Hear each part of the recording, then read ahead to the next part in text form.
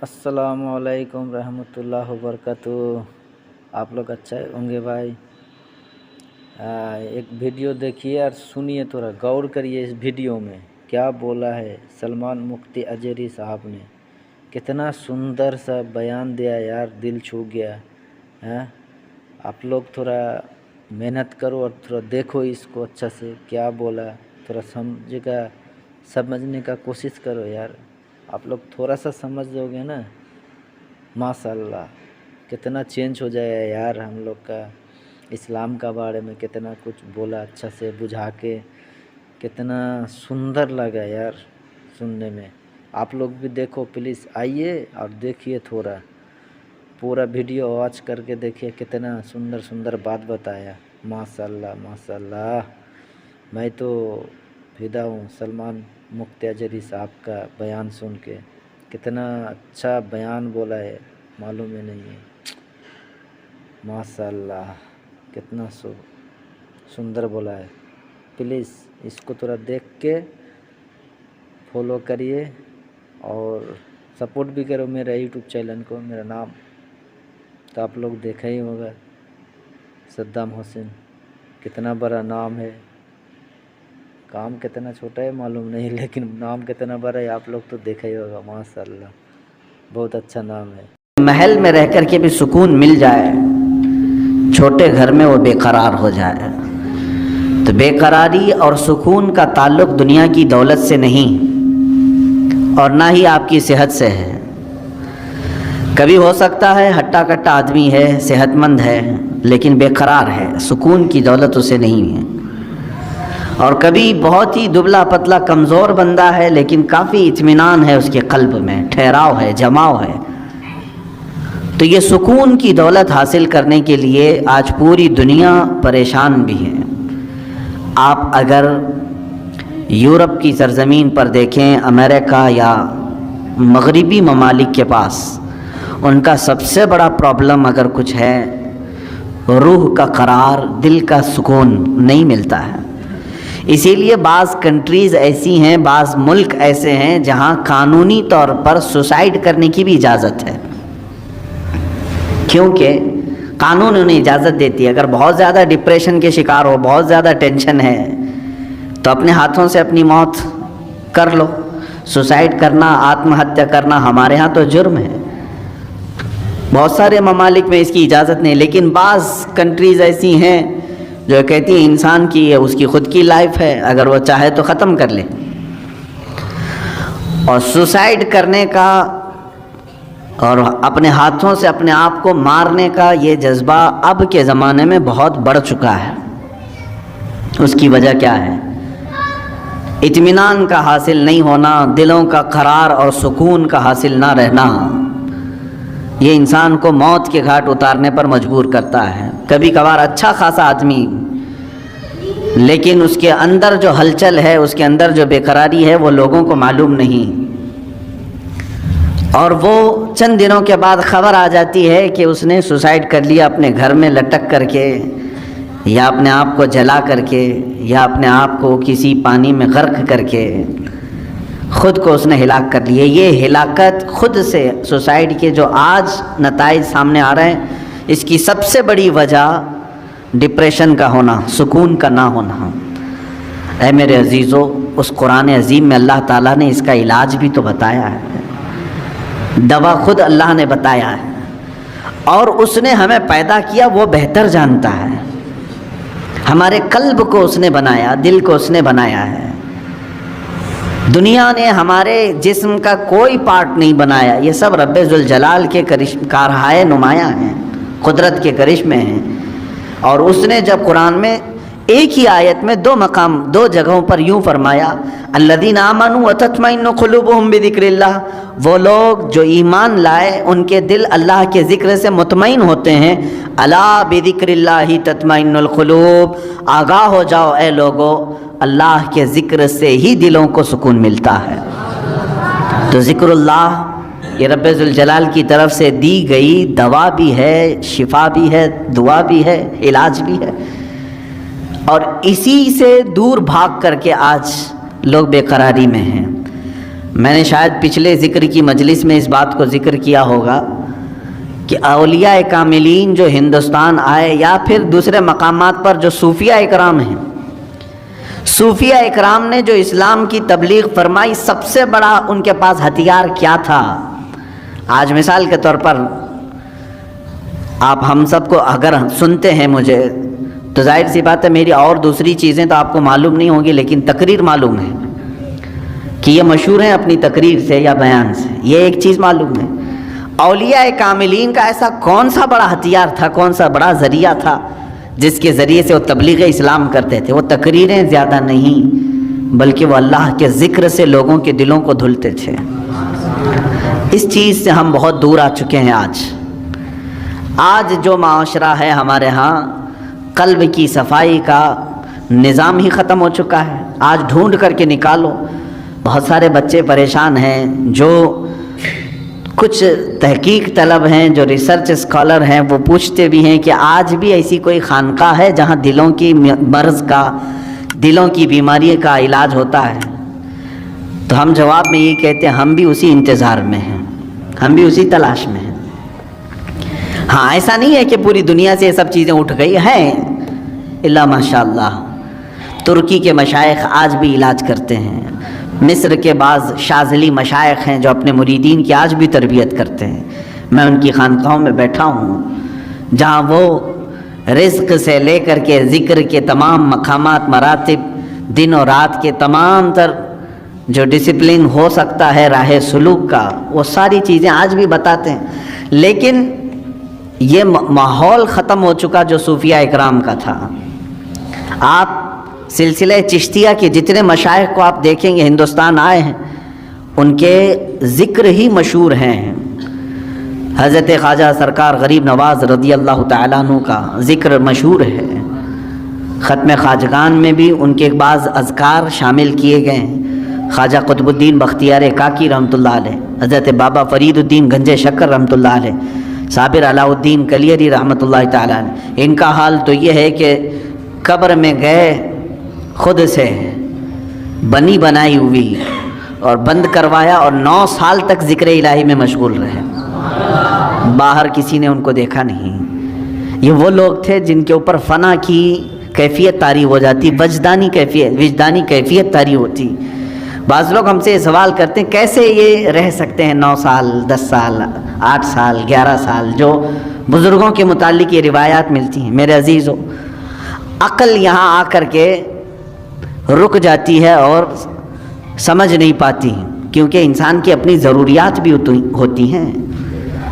میرے عزیزو، یہ لوگ جو اہل اللہ ہیں، جب دنیا سے کنارہ کشی کر لیتے، کھانے پینے کی کوئی ان کو احتیاج ضرورت نہ رہتی، اللہ کا ذکر ہی ان کی غذا بن جاتا اور اس غذا کا کوئی فضلہ نہیں نکلتا۔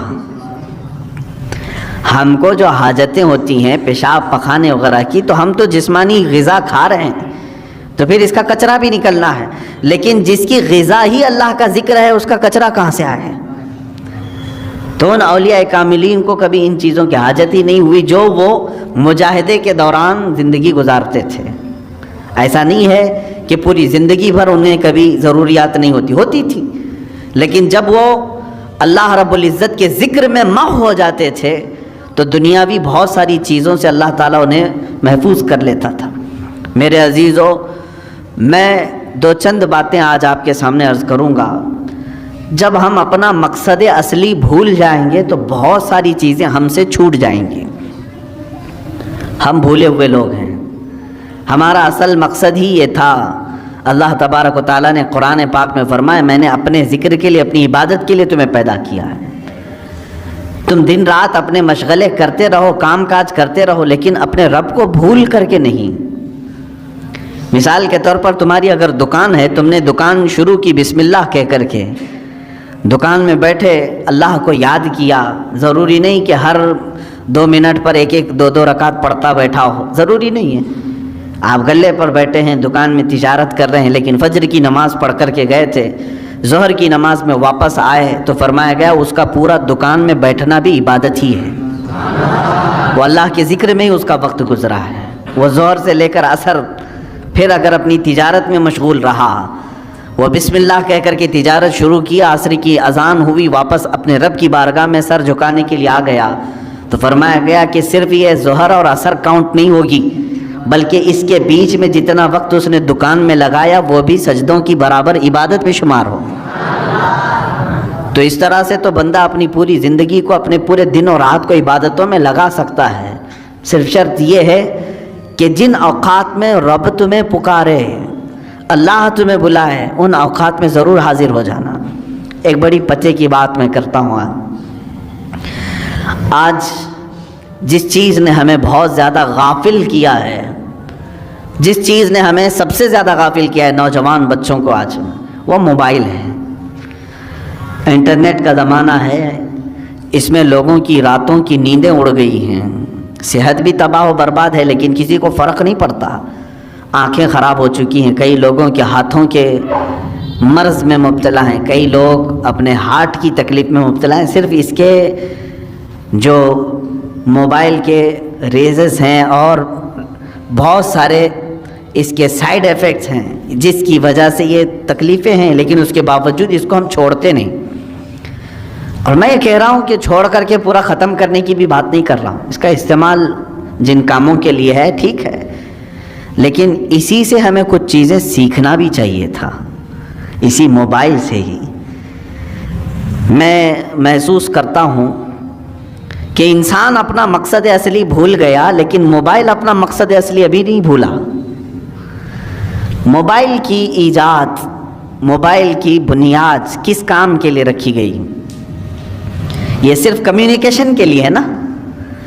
موبائل شروع کیا گیا تھا ایک دوسرے سے تعلق قائم کرنے کے لیے۔ آپ یہاں بیٹھے ہیں، فلاں جگہ آپ کے رشتہ دار ہیں، آپ کو کال کرنی ہے، ان سے بات کرنی ہے، آپ نے ملایا نمبر، بات کر لی۔ شروع میں جو موبائل آیا تھا اتنے ہی کام کے لیے تھا نا، زیادہ سے زیادہ میسج فارورڈ کر سکتے تھے، میسج وہ دیکھتا، آپ کو ریپلائی کر دیتا، اتنا ہی کام تھا۔ کال ہو سکتی تھی، میسج ہو سکتا تھا، اور اصل مقصد بھی موبائل کا یہی تھا، کمیونیکیشن۔ ٹھیک ہے، آپ کال کریں، ادھر سے کال آئے، اٹھائیں، بات کریں، یہی کام کے لیے موبائل کی موبائل میں ترقی ہوتی گئی، موبائل میں اور ترقی ہوتی گئی۔ چند دنوں کے بعد اس میں میوزک آئی، اس میں گانے بھی آئے، سننے والی چیزیں آئیں۔ چند دنوں کے بعد اور ترقی ہوئی کہ اس میں فوٹو لیا جا سکتا تھا، وہ بھی چھوٹی سائز کا، فوٹو کی حد تک چلتا رہا۔ اس کے بعد پھر ویڈیو آئی اس کے اندر، فوٹو ویڈیو گیلری تک تو ٹھیک تھا، اس کے بعد اب اس میں ہی انٹرنیٹ کی پوری دنیا ڈال دی گئی۔ اب اس میں ویب سائٹ بھی کھلنے لگیں، جو ٹیلی ویژن میں دیکھ سکتا تھا وہ سب کا سب موبائل میں دیکھنے لگا۔ اس ترقی کو موبائل نے تقریباً 10 سالوں میں یا 20 سال لگے اس کو، 20 سال میں یہ اس ترقی کو پہنچ چکا ہے کہ اپنی ساری دوسری چیزیں پیچھے چھوڑ دیا۔ ٹی وی کا بھی وہ آج مقام نہیں رہے گا جو موبائل کا ہے، گھر کے لینڈ لائن کا بھی کوئی اتا پتہ نہیں ہے، منی آرڈر، خط، پوسٹ کارڈ، یہ ساری چیزیں ختم ہو چکی، موبائل سب کی جگہ لے چکا ہے، بہت آگے بڑھ چکا ہے، بہت ترقی کر چکا ہے موبائل۔ پھر میں توجہ دلا رہا ہوں، اس کا اصل کام کیا تھا؟ کمیونیکیشن، ایک دوسرے سے کال کرنا۔ موبائل ادھر سے ادھر دو لوگوں کی بات کراتا تھا، لیکن میرے عزیزو ان 20 سالوں میں اس موبائل کو دیکھو، آج یہ ترقی اتنی کر چکا کہ پکس آ گئیں، ویڈیوز آ گئیں، انٹرنیٹ آ گیا، اس کے اندر گیمز آ گئے، سب آ گئے، لیکن چاہے تم کچھ بھی دیکھ رہے ہو موبائل اوپن کر کے، اگر کسی دوسرے نے کال کیا تو وہ اسی وقت کال آتی ہے یا نہیں آتی؟ تمہارے موبائل کا اسکرین شو کرتا ہے یا نہیں کرتا؟ تم فیس بک دیکھ رہے ہو، کال آتی ہے کہ نہیں آتی؟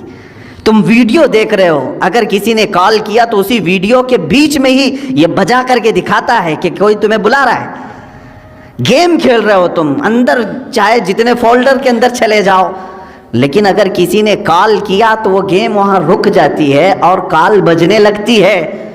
اس کا مطلب یہ ہے کہ جس کام کے لیے یہ شروع ہوا تھا وہ آج تک اپنا مقصد نہیں بھولا، آج تک اس کی ترقی بہت ہو چکی ہے، اس میں بہت ساری ترقیاں آ گئی، انٹرنیٹ کی پوری دنیا آ گئی، لیکن وہ کمیونیکیشن کے لیے جو شروع کیا گیا تھا وہ آج بھی کر رہا ہے کام۔ تم اس موبائل میں 1000 کام کر رہے ہو، لیکن اگر کسی نے تمہیں کال کیا تو اسی کاموں کے بیچ میں ہی وہ تمہیں بجا کے دکھائے گا، گھنٹی بج جائے گی۔ میرے عزیزو، اس موبائل سے ہی یہ بھی سیکھنا چاہیے، انسان کا مقصد اصلی اللہ کی عبادت ہے۔ تم چاہے جتنی بھی ترقی کر چکے ہو، آج تم گھاس پھوس کی مسجدوں سے سنگ مرمر کی مسجدوں میں آ گئے۔ آج ترقی کے زمانے میں تم گھوڑا گاڑی نہیں مرسیڈیز میں گھوم رہے ہوں گے، تم آج یکا گاڑی میں نہیں بلکہ پلین میں سفر کر رہے ہوں گے، ٹرین میں سفر کر، بہت ترقی کر چکے ہو۔ لیکن اسی سے اگر سیکھ سکتے تو سیکھ لیتے۔ آج بھی اگر اللہ کی پکار آ جائے تو مجھے ان کاموں کو چھوڑ کر اسی کے بارگاہ میں حاضر ہونا چاہیے۔ یہ مشین ہے، ایک آلہ ہے، اس مشین نے آج تک اپنا مقصد نہیں فراموش کیا۔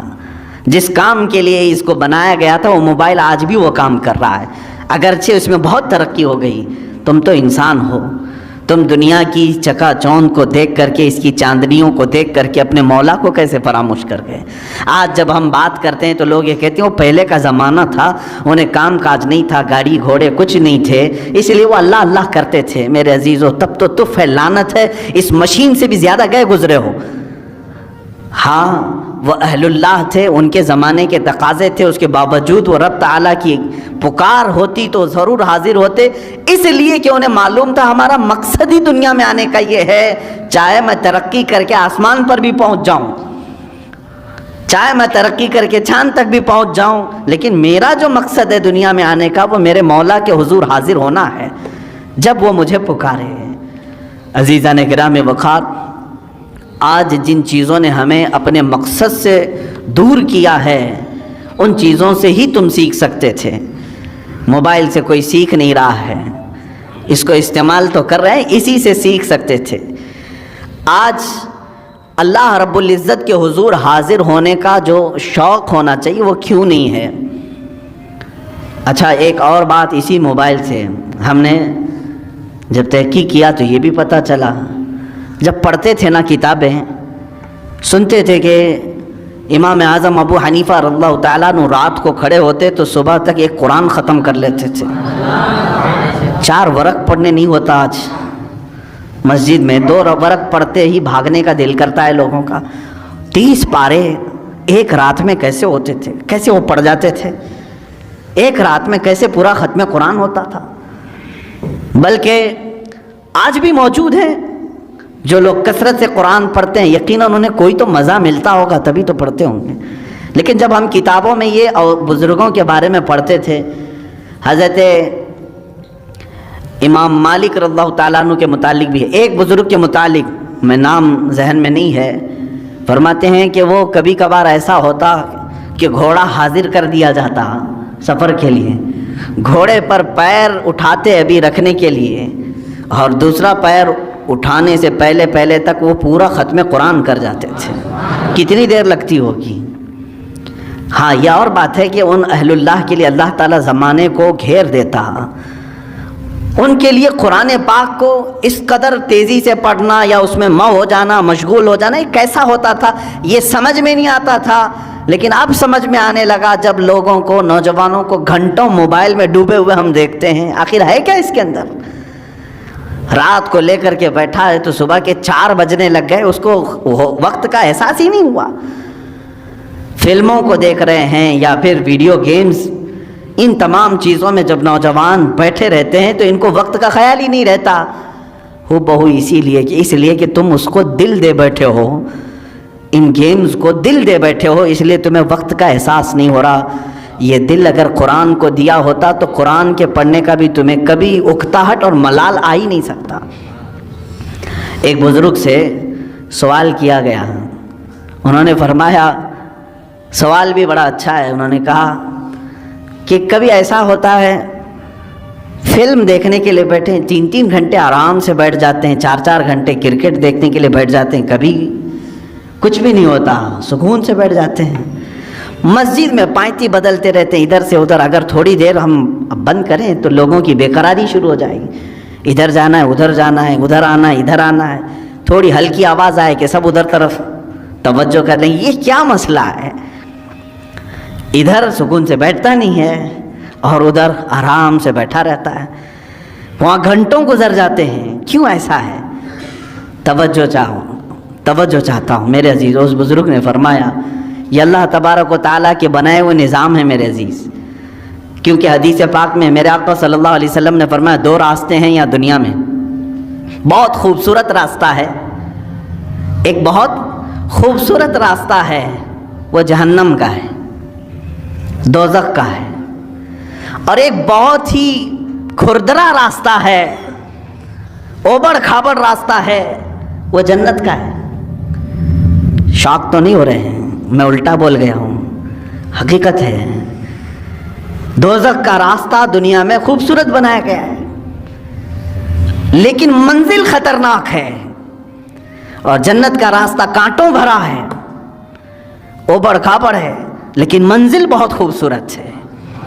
یہ اللہ کے نبی صلی اللہ علیہ وسلم نے فرمایا. اس بزرگ نے اس کے سوال کا جواب دیا, میاں بات یہ ہے اگر تجھے کانٹوں پر بٹھایا جائے تو کتنی دیر تک تو بیٹھے گا؟ پالتی ادھر سے ادھر پائنتی بدلتا ہی رہے گا, ادھر چبا تو ادھر اٹھا, ادھر چبا تو ادھر اٹھا. یہ بے قراری کانٹوں پر بیٹھنے کی وجہ سے ہے.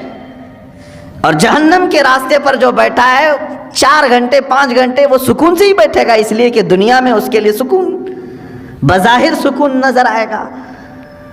تو باغیچے میں بیٹھا ہے جیسے جس طرح سے, تو دوزخ کے راستے پر دنیا میں جو بیٹھا ہوا ہے وہ اپنے پورے گھنٹے خرچ کرے گا, اسے وہاں اطمینان کی طرح لگے گا. جنت کا راستہ اگرچہ کانٹوں بھرا ہے لیکن منزل بہت خوبصورت ہے. میرے عزیزو, اس بات کو سمجھ کر کے چلو. آج تھوڑا بہت اسٹرگل کرنا ہوگا تب تمہیں قلب کا سکون ملے گا. اور اگر آپ گناہوں میں اپنے دل کی لذت اور سکون چاہتے ہیں تو یہ کیسا سکون ملے گا جانتے ہیں آپ؟ کھجلی والا سکون. کھجلی والا سکون, گناہوں کی لذت سے جو سکون ملتا ہے وہ کھجلی والا سکون. میں اکثر کہا کرتا ہوں کھجانے کے وقت اچھا لگتا ہے, جب کھجلی ہو تو دل کرتا ہے, من کرتا ہے کہ کھجاؤں, اس کو کھجاؤ. لیکن جب چھوڑ دیتے ہو اس کے بعد جلن شروع ہوتی ہے, زخم شروع ہو جاتے ہیں. تو یہ کھجلی والا سکون کب؟ جب تک کھجاتے رہتے تبھی تک. اور چھوڑ دیا تو جلن بھی ہے, داغ بھی ہے, زخم بھی ہے. گناہوں کی لذت سے ملنے والے سکون کی وہی علامت, وہی کیفیت ہے میرے عزیزو. جب تم گناہ کر رہے ہو اس وقت تمہارے نفس کو اچھا لگ رہا ہوگا, لیکن جب عمر ڈھل جائے گی ان گناہوں کے دھبے تمہیں پریشان کریں گے, یہ زخم رہ جائیں گے. یہاں تک کہ جنت میں کچھ لوگ آئیں گے, جنت میں آ بھی جائیں گے, لیکن ان کی پیشانیوں پر دوزخ میں جلے ہوئے داغ موجود ہوں گے. ان کو دوسرے جنتی دیکھ کر کے کہہ رہے ہوں گے فلاں فلاں گناہوں کی وجہ سے اسے داغا گیا ہے, ابھی تک داغ نہیں جا رہے ہیں. کتنے 100 سال کے بعد وہ آیا ہوگا جنت میں, لیکن داغ نہیں جا رہے ہیں. کھجائے ہوئے داغ جلدی جاتے نہیں ہیں. ہمیں بچپن میں نہیں بلکہ جب نئی جوانی شروع ہوتی ہے تو ایک بیماری آتی ہے اکثر نوجوانوں کو, پمپلز کی. خاص طور پر حکماں جو ہیں علاج اس کا سب سے بہترین علاج یہی بتاتے ہیں کہ اس کو ہاتھ نہ لگاؤ, بس اسے ناخن نہ لگاؤ, اس کو پھوڑو مت, اس لیے کہ وہ دھبا پیدا کر دیتا ہے. تمہیں بے قراری ہو رہی ہے اور جب تک اس کو نہ نکالوں, حالانکہ وہ بہت خراب تو نہیں لگتا لیکن تمہیں خراب لگنے لگتا ہے. یہ سائیکالوجی ہے. اس کو پھوڑ دیتا ہے, کھینچ کے نکال دیتا ہے. کچھ لوگوں کو تو میں نے دیکھا بلیڈ سے کاٹتے ہوئے, زخم تو کر لیا لیکن وہ ہمیشہ کے لیے اس پہ داغ رہ گیا. اب اس داغ کو ختم کرنے کے لیے پتہ نہیں کتنے کریم لگاتا ہے, پھر اس کو لیپا پوتی کی جاتی ہے. گناہوں کے ایسے ہی معاملات ہیں. جنہوں نے جوانی میں لطف اٹھائے, لذتیں اٹھائی, اپنے ہاتھوں سے گناہ کیے, اپنے شرمگاہ سے گناہ کیے, اپنی آنکھوں سے گناہ کیے, اپنے زبان سے کیے, چند دنوں کے بعد یہ گناہوں کے دھبے اس طرح سے ہوتے ہیں کہ اللہ رب العزت کی نظر رحمت اس کی طرف نہیں ہوتی ہے, اس کی دعائیں بار اجابت سے نہیں ٹکراتی. یہ تمام معاملات اس کے اپنے کیے ہوئے ہوتے ہیں. اسی لیے قرآن کہتا ہے ما اصابکم من مصیبت فبما کسبت ایدیکم, جو کچھ بھی مصیبتیں تم پر آتی ہیں یہ تمہارے اپنے ہاتھوں کی کمائی ہے, تم نے اپنے ہاتھوں سے کیا ہے۔ عزیزان گرامی وقار، اب قلب کے سکون کے لیے تھوڑا اسٹرگل تو کرنا ہوگا، تھوڑا اسٹرگل کرنا ہوگا۔ اولیاء کاملین نے جو مقامات حاصل کیے، آپ کرامات تو ان کے سنتے بھی ہیں، بیان بھی کرتے ہیں، کیا پہنچے ہوئے ولی تھے، لیکن کبھی سوچا آپ نے وہ پہنچے کس طرح سے تھے؟ ان کی ٹھوکروں میں مردوں کا زندہ کرنا اللہ نے رکھ دیا، ان کو طاقت و قوت اتنی عطا کی کہ اللہ رب العزت نے ان کے لیے پوری کائنات کشادہ کر دی کہ میرے بندے تو جہاں چاہے جس طرح چاہے زندگی گزار، جو تجھے چاہے وہ حاصل کر لے۔ یہ کب ہوتا ہے ان کا مقام؟ میرے عزیزوں، وہ یوں ہی نہیں حاصل کرتے، اپنے آپ کو اللہ کی بارگاہ میں فنا کر دیتے ہیں۔ اسی لیے شاعر نے کہا ہے، مٹا دو اپنی ہستی کو اگر کچھ مرتبہ چاہو، مٹا دو اپنی ہستی کو اگر کچھ مرتبہ چاہو، کہ دانا خاک میں مل کر گلے گلزار بنتا ہے۔ بیج کو کیچڑ میں بونا پڑتا ہے، تب جا کر کے پھول اگتے ہیں۔ تم اگر یہ سوچتے ہو کہ میں سارے مرغن غذائیں کھاؤں، بہترین چکن مٹن اور سارے گھی مرغن سب چیزیں کھا کر کے میرے دل کو ذکر کی لذتیں ملیں، مشکل ہے، ایسا مشکل ہے۔ یہ راستہ تھوڑا سا کٹھن ہے، میں تصوف کے راستے پر آپ کو کہہ رہا ہوں، کچھ چیزوں کو روکنا ہوگا، صبر کے راستے پر آنا پڑے گا۔ سرکار غوث پاک رضی اللہ تعالیٰ عنہ کی بارگاہ میں ایک بوڑھی خاتون آئی، اپنے بیٹے کو چھوڑ گئی، کہا اس کو اچھا بنائیے، آپ اس کو اچھا بنائیے، اس پر اتنی نظر کیجئے کہ یہ آپ جیسا بن جائے۔ کہا ٹھیک ہے، اس کو چھوڑ جاؤ، خانقاہ میں رہنے لگا۔ چند دنوں کے بعد وہ خاتون آئی، دیکھا سرکار غوث پاک رضی اللہ تعالیٰ عنہ گوشت اور روٹی کھا رہے تھے، اور اس بچے کو سوکھی ہوئی روٹی دے کر کونے میں بٹھائے تھے، وہ پانی میں بھگو کر نرم کر کے کھا رہا تھا، اس کے گلے میں چبھ رہی تھی روٹیاں۔ ماں تھی، دیکھ کر کے گھبرائی اور کہا شیخ عبد القادر جیلانی رضی اللہ تعالیٰ عنہ سے، آپ تو بڑا اس کے ساتھ بے انصافی کا معاملہ کر رہے ہیں، نا انصافی کا معاملہ کر رہے ہیں، خود تو آپ گوشت اور روٹی کھا رہے ہیں اور میرے بچے کو سوکھی روٹی جو حلق سے اتر نہیں رہی۔ آپ نے پورا دسترخوان سے جو کچھ بھی تھا کھانے کے بعد اس خاتون کو جواب زبان سے نہیں دیا، وہ جو ہڈیاں جمع تھی سب کو جمع کیا اور اس پر ہاتھ رکھ کر کے کہا قم باذن اللہ، اللہ کے حکم سے اٹھ جا۔ تو وہ جو مرغی ذبح تھی وہ پھر سے زندہ ہوئی۔ بعض اولیاء کاملین کو یہ تصرف دیا گیا ہے، وہ مرغ زندہ ہوا، آپ نے اس خاتون سے کہا کہ اے خاتون، جب تیرا بیٹا بھی اس لائق بن جائے تو اسے بھی میں ایسے ہی کھلاؤں گا۔ اس کی تربیت کا زمانہ ہے، اسے آج صبر سکھایا جا رہا ہے۔ میرے عزیزو، آج یہ میرے لیے بھی نصیحت ہے، آپ کے لیے بھی نصیحت ہے، ہم اچھے کھانے کھاتے ہیں، لیکن ہفتے میں ایک مرتبہ اپنی زندگی میں ایسا دن بھی رکھو کہ یا تو وہ دن روزے سے ہو جائیں، یا تو پھر اس دن فاقہ اس طرح سے کریں کہ جس کو نفس نہ پسند کرتا وہ چیز ہم کھائیں۔ سوکھے چوڑے ہمارے ہاں ملتے ہیں، ظاہر سی بات ہے اس کو چبانے میں دقت ہوتی ہے۔ اس نفس کو مارنا ہو تو ایک دن ایسا رکھو کہ اسی کو کھا لیں ہم۔ روٹیاں سکھا کر کے رات کو اولیاء کاملین رکھتے تھے صرف اپنے نفس کو مارنے کے لیے۔ جب تک آپ یہ جنگ نہیں کریں گے ذکر کی لذت آپ کو نہیں ملے گی۔ ہاں، آپ اللہ اللہ اللہ اللہ کریں گے، سر ہلے گا، دل کچھ بھی نہیں ہلے گا۔ دل کو ہلانے کے لیے پریکٹیکلی طور پر آپ کو کچھ چیزوں سے گزرنا پڑے گا۔ سب سے پہلی چیز ہے اس میں اپنے غذاؤں پر کنٹرول، اپنے غذاؤں پر کنٹرول۔ یہ غذاؤں کی لت جو ہے ہمیں آج حرام کاریوں کی طرف لے جا رہی ہے۔ زبان کے چٹخارے جو ہیں بہت خطرناک ہیں، اسی لیے دنیا میں دو ہی شہوت ہے، سب سے بڑی شہوت، ایک شرمگاہ کی شہوت اور ایک زبان کی شہوت۔ ان دو کو اگر کسی نے شکست دے دیا تو وہ ولی بن جائے گا، ولی بن جائے گا۔ زبان کی شہوت یہ ہمیشہ اس کو جو لذت مل گئی وہی کھانا چاہتی ہے۔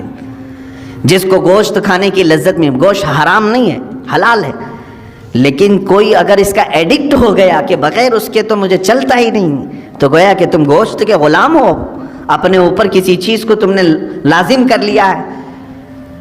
کچھ چیزیں ایسی ہیں میرے عزیزوں کہ یہ زبان تم سے وہ سب کراتی ہیں۔ اگر ایڈکٹ ہو گئے تھے, بغیر گوشت کے کھا نہیں سکتے تھے. اتفاق سے ایسا وقت آ گیا زندگی میں کہ پیسہ بھی نہیں ہے, کچھ بھی نہیں ہے, گوشت گھر میں نہیں آیا, کیا کریں گے؟ زبان دوسری چیز تو نگلتی نہیں, چوری کریں گے. اور کسی ایسی جگہ پر گئے جہاں پر صرف خنزیر کا گوشت مل رہا ہے, وہ بھی کھا لیں گے. کھاتے ہوئے میں نے دیکھا ہے ممبئی میں, زبان کا چٹکارا ہے. پیزا ملتا ہے, خنزیر کا گوشت ڈال کر کے آدمی بیچ رہا ہے, لوگ خرید رہے ہیں, کھا رہے ہیں. نان ویج کھانے کا ایک شوق ہے. میرے عزیزوں, کوئی بھی چیز اپنے اوپر اتنی غالب نہ کر لو کہ تم اس کے غلام بن جاؤ اور مجبوری میں تمہیں وہ سب کرنا پڑ جائے. ہاں, دنیا سے بقدر ضرورت چیز اٹھاؤ, کسی بھی چیز کو اپنے اوپر حاوی ہونے نہ دو.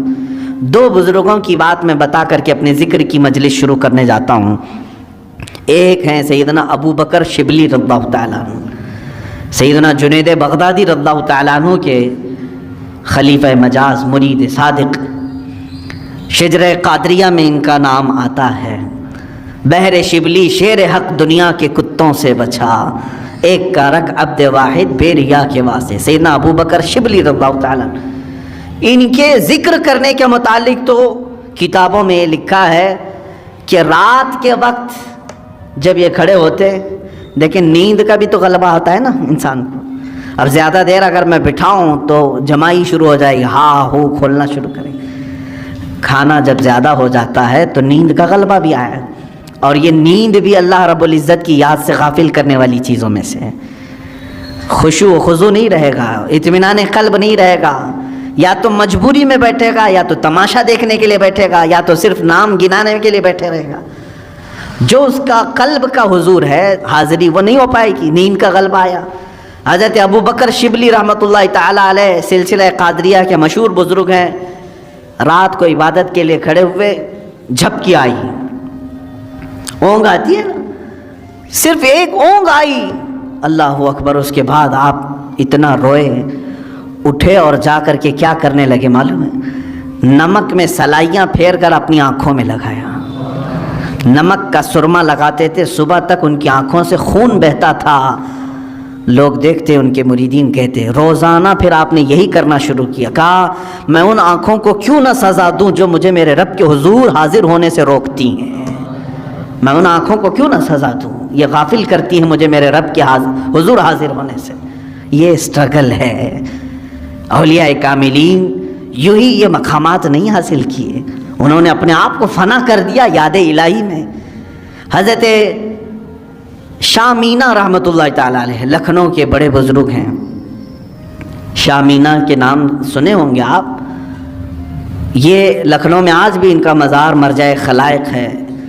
ان کی سیرت میں نے پڑھا, رات کو یہ عبادت کے لیے کھڑے ہوتے اگر ذکر کے لیے تو یوں نہیں, نرم قالین ہے, اے سی لگی ہوئی ہے, پنکھے چل رہے ہیں, ماربل کی دیواریں ہیں, ہم آرام سے بیٹھ کر کے اللہ کا ذکر کریں, آرام سے بیٹھ کر کے ہم تقریریں سنیں. نہیں, حضرت شاہ مینا رحمۃ اللہ تعالیٰ علیہ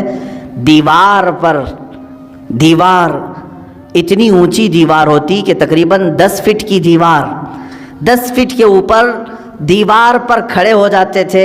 اتنی جگہ ہوتی کہ ان کے 2 قدم رکھے جا سکتے تھے اس دیوار پر, باقی کچھ بھی نہیں, نہ پکڑنے کے لیے کوئی چیز ہوتی, کچھ بھی نہیں. اسی حالت میں کھڑے ہوتے. لوگ کہتے زمین پر پڑھیں, کہتے ہیں کہیں مجھے زمین پر پڑھتے پڑھتے سستی آ گئی, کاہلی آ گئی, تو میں ڈرتا ہوں کہ میرے رب کی توہین نہ ہو جائے. میں دیوار پر اس لیے کھڑا ہوتا ہوں کہ اگر میرے جسم کو سستی آ بھی گئی تو سزا مل جائے گی, دیوار سے دھڑام سے گروں گا. جسم کو جو سزا ملنی وہ مل جائے گی. دیوار پر ایسے کھڑے ہوتے تھے, ایسے کھڑے ہوتے کہ پکڑنے کے لیے کوئی چیز وہاں پر نہیں ہوتی. ظاہر سی بات ہے بالکل الرٹ آدمی رہے گا اس طرح سے. عزیزان اکرام وقار, ان اولیاء کاملین کی عبادتوں کو ہم نہیں پہنچ سکتے, لیکن یہ واقعات ہم اس لیے سناتے ہیں کہ اس کا ایک عشر عشیر, ایک ذرہ تو ہماری زندگی میں آ سکے. ہم اگر غوثیت کے مقام کو نہیں حاصل کر سکتے تو ان کی عبادات, ان کی ریاضات کا کچھ حصہ تو حاصل کر سکیں, کچھ چیزیں ہماری زندگی میں تو آ جائیں. آج ہم برسوں سے ذکر کی مجلسوں کو چھوڑے بیٹھے ہوئے ہیں, نہ ہمیں کوئی کرانے والا ہے نہ ہم کرنے جا رہے ہیں. کبھی آپ نے دیکھا ہمارے گھروں میں ساری چیزیں بالکل جیسی چلتی تھی ویسی چل رہی ہیں، کھانا اپنے وقت پر چلتا ہے، اور کچھ لوگوں کے ہاں بالکل فکس ہے، چل رہا ہے، سیریل اس وقت چلنا ہے، فلم اس وقت چلنا ہے، وہ ریگولر چل رہے ہیں، ناغہ اس میں نہیں ہوتا ہے۔ چلیں کچھ اچھے گھر ہیں وہاں تقریریں چل رہی ہیں، نعتیں چل رہی ہیں، ٹھیک ہے، یہ سب چل رہا ہے۔ کبھی آپ نے اپنے ضمیر سے پوچھا اللہ کا ذکر کہاں گیا میری زندگی سے؟ اللہ کا ذکر کہاں گیا؟ کیا میں اپنے گھر والوں کو لے کر کبھی بارگاہ رب العزت میں ذکر کے لیے مشغول ہوتا ہوں؟ نہیں ہے۔ سالوں سال کی فہرست نکال کر کے دیکھیں تو کوئی مجلس ذکر نہیں ملتی، کوئی محفل ذکر نہیں ملتی۔ آج تو حال یہ ہے کہ دنیا یہ چاہتی بھی ہے کہ تم اللہ سے اتنے دور ہو جاؤ کہ تمہیں احساس بھی نہ ہو کہ خدا ہے۔ معاذ اللہ رب العالمین۔ مجھے آج ہی اس بات کا احساس بھی ہو رہا تھا۔ ممبئی کے ہمارے بچے آئے ہوئے ہیں، 6 مہینے کے بعد آج انہوں نے جمعہ کی نماز پڑھی اس طرح سے مجمع میں۔ آج بھی مسجدیں بند ہیں وہاں پر۔ افسوس ہوتا ہے مجھے، دلی افسوس ہے۔ جس مسجد کا میں خطیب ہوں، امام ہوں، اس مسجد کو بھی آج تالا لگا ہوا ہے، 4 یا 5 لوگ نماز کے لیے حاضر ہوتے ہیں۔ میں یہ بات کیوں کہہ رہا ہوں معلوم ہے؟ باقی سارے لوگ جو وہاں پر ہیں اتنا عرصہ بغیر رب ذوالجلال کی بارگاہ میں گئے گزارا نہ، تو اب دل سخت ہو گئے، اب دلوں میں کالک پڑ گئی، مہریں لگنے کا وقت آ گیا۔ مسجد کے پاس سے گزر جاتے ہوں گے، اندر جانے کا خیال بھی نہیں آتا ہوگا۔ ہمیں سب کی بات نہیں کر رہا ہوں، کچھ کو تو دل دکھتا بھی ہوگا، اندر جائیں کیسے، میرے مولا کے حضور اپنی پیشانیاں کیسے ٹیکیں۔